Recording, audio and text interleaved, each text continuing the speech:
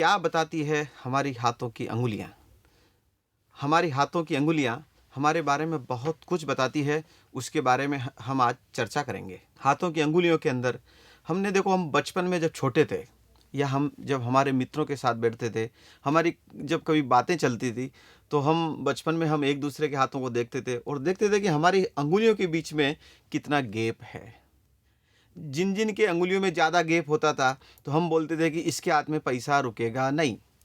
और जिसके हाथ की अंगुलियों के बीच में गैप नहीं होता था, उनके लिए हम बोलते थे कि इनके पास बहुत पैसा रहेगा। दर्शकों, ये बात बिल्कुल सही है।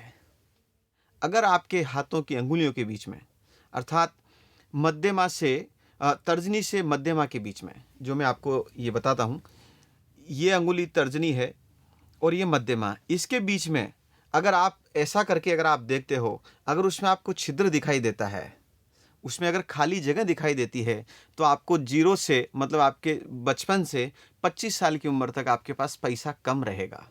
अर्थात जब तक आप आपके पिताजी के पास रहोगे, तो आपके पास पैसे की कमी रहेगी, क्योंकि आपकी आर्थिक स्थिति कमज़ोर रहेगी।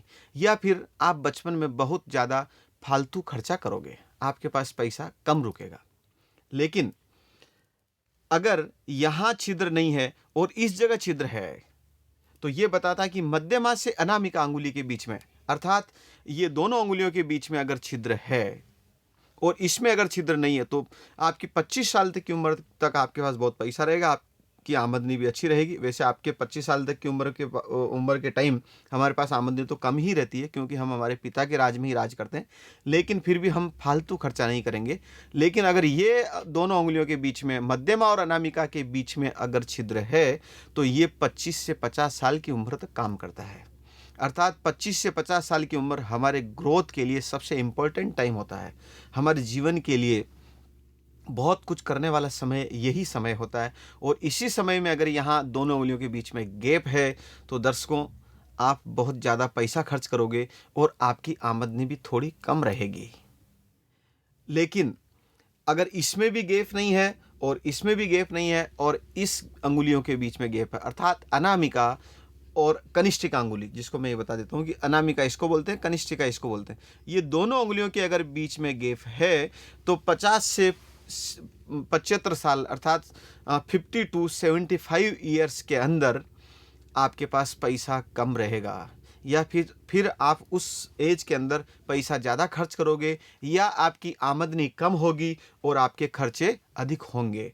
तो आपको आज ये ध्यान में आया कि ये जो छिद्र है, जो हम बचपन में जो बातें करते थे, वो कितनी सही है या कितनी गलत है। वैसे अगर आप ये सब चीज़ों के बारे में, हस्तरेखाओं के बारे में, और अगर आप डिटेल से अगर जानकारी जानना चाहते हैं, तो स्क्रीन पे हमारे नंबर है, हमारा ईमेल आईडी है, हमारे मोबाइल नंबर है, उस पर वैसे आप संपर्क कर सकते हैं। अभी देखिए, हम बताते हैं कि हमारे हाथों में एक तो लंबी अंगुलियां होती है और एक छोटी अंगुलियां होती है। देखिए, ये लंबी अंगुलियों का ड्राइंग किया है मैंने, और ये छोटी अंगुलियों का ड्राइंग किया है। देखो, छोटी अंगुली और बड़ी अंगुली, इसमें क्या फ़र्क है? देखिए, ये बड़ी अंगुलियां मतलब आपके एंटीने बड़े हैं, अर्थात आप बहुत ज़्यादा सोच सोच के काम करने वाले हैं, किसी भी विषय पे बहुत ज़्यादा तार्किक बात करते हैं। अगर हम आपसे किसी भी तरह की बात करते हैं, तो उसको आप हर बात को, हर विषय को आप तार्किक ढंग ढंग से देखते हैं, मतलब तर्क करना आपकी एक आदत हो जाती है। ये बड़ी अंगुलियों वाले लोगों की एक आदत होती है। देखो, इनकी अंगुलियां कितनी बड़ी है, काफ़ी बड़ी होती है। अक्सर ये अंगुलियां औरतों में ज़्यादा बड़ी होती है, इसलिए आप देखोगे कि औरतें बहुत ज़्यादा बातें करती है, बहुत ज़्यादा बोलती है, और हर विषय को वो तार्किक विषय पे तोलती है। तो ये बड़ी अंगुलियों का ये इस तरह से उनकी एक अंगुली वालों की एक आदत होती है। देखिए, ये लोग वैसे हिसाब के पक्के होते हैं, बड़ी अंगुली वाले, लेकिन इन्होंने फिर भी किसी को पैसा उधार नहीं देना चाहिए। क्यों? क्योंकि ये इमोशनल भी उतने ही होते हैं, ये इमोशनल बहुत होते हैं। तो इनको ये पैसा देना इनके लिए आसान है, लेकिन पैसा वापस लेने के लिए ये बहुत ज़्यादा सोचते हैं, कहीं सामने वाला बुरा तो न मान जाए। अर्थात ये पैसा दे तो देते हैं, लेकिन इनको पैसा लेने में बहुत ज़्यादा तकलीफ होती है, बड़ी अंगुलियों वालों के लिए। और ये लोग व्यवहार में वैसे परफेक्ट होते हैं, व्यवहार इनका काफ़ी अच्छा होता है, लेकिन यही है कि ये भावनाशील होते हैं, ये भावनाओं के इसमें ये बह जाते हैं। तो ये बड़ी अंगुलियों वालों के इस तरह से नेचर होते हैं, उनका प्रकृति होता है। अभी हम देखिए ये छोटी अंगुलियों के ऊपर आते हैं। अब आप एक क्षण के लिए सोचेंगे दर्शकों कि छोटी और बड़ी अंगुलियों का आइडिया कैसे लगाना। मैं आपको एक तरीका बताता हूँ। आप आपका हाथ ऐसा करिए और ये हाथ की मुट्ठी को ऐसा बंद करिए, ऐसा इस तरह से बंद करिए।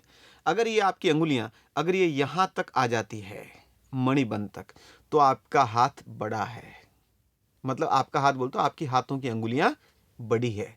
अगर आप ऐसा मुट्ठी बंद करते हैं और अगर आपकी अंगुलियां यहाँ तक आती है शुक्र पर्वत तक, तो आपके हाथों की अंगुलियां परफेक्ट है।